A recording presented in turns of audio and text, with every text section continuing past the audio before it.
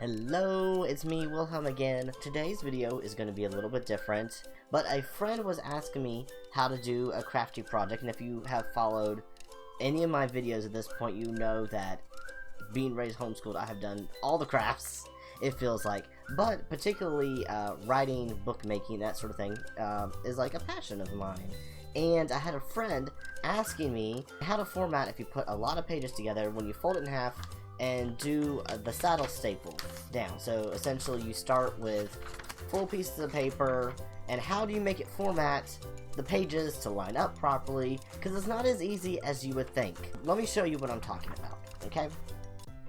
Alright, so here we have our paper for you, and say if you're just going about it, you're like, alright, here's my page 1, here's my page 2, alright, then we'll flip it over and we'll do 3 and 4, and I'm sorry you're gonna be able to see through these a little bit, but then you're like, alright, so here's my next one, so we'll do 5 and 6. Remember, these are pages that are gonna be folded down in half, alright, and then 7, 8. Alright, that's logical, we got our frontages, we're going front and back, that makes sense, right? Well, then we're gonna go and put it together.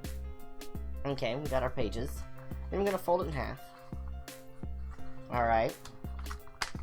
And now, well, that's weird because, well, at least in our country, you open books this way. So we've got the 1 going the wrong direction. And now we have 2, then we have 3, well, there's 8, 5 and 6, okay, there we go. And then, 7 and 4 and 1. So that just didn't work at all. That's no good. I'm going to show you how to do it, and I was trying to explain it to my friend over the phone, and then I realized I'm a lot better at showing than I am telling, so that's why we're going to do it this way.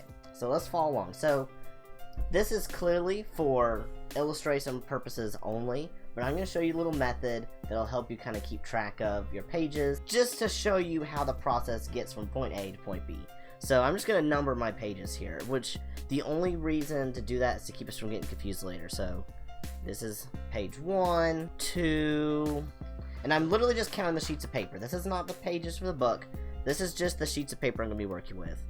3 and 4. We'll just do 4, alright? And get rid of the rest of these for now.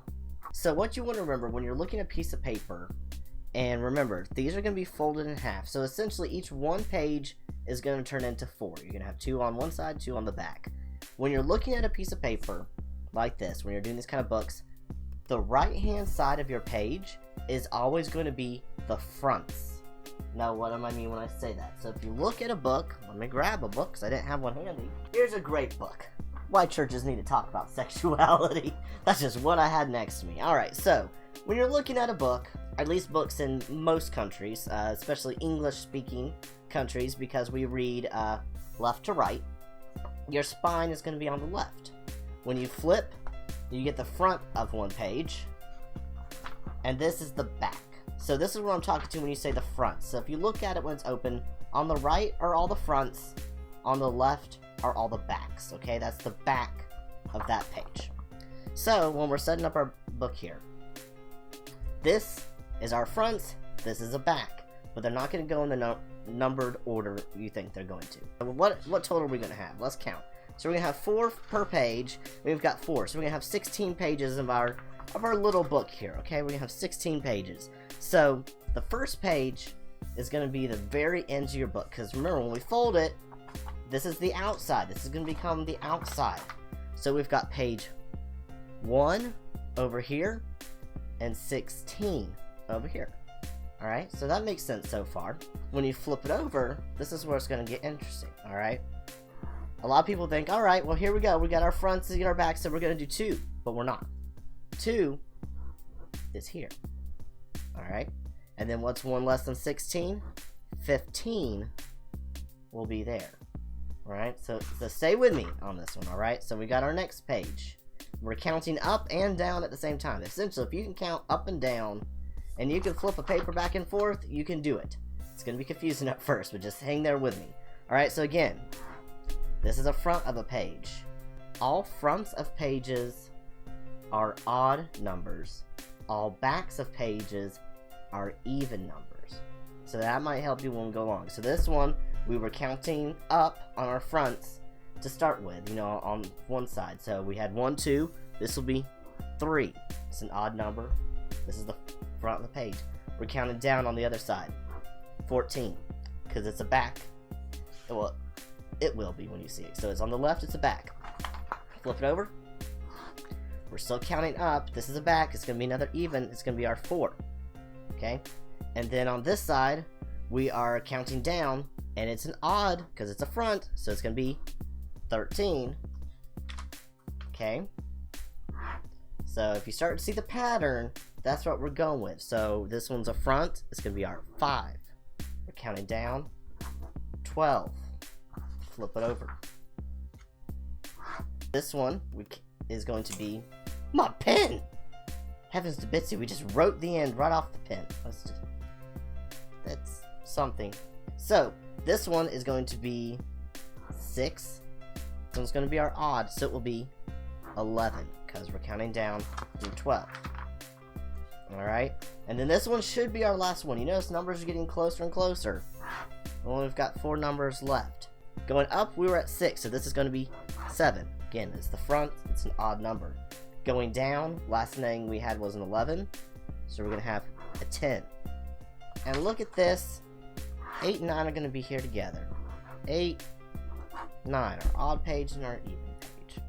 So then what you're going to do, because then at this point you're like, alright, well what if oh no, I dropped my papers, oh no, what order did they go in? Well, this is why I put this little number in the corner.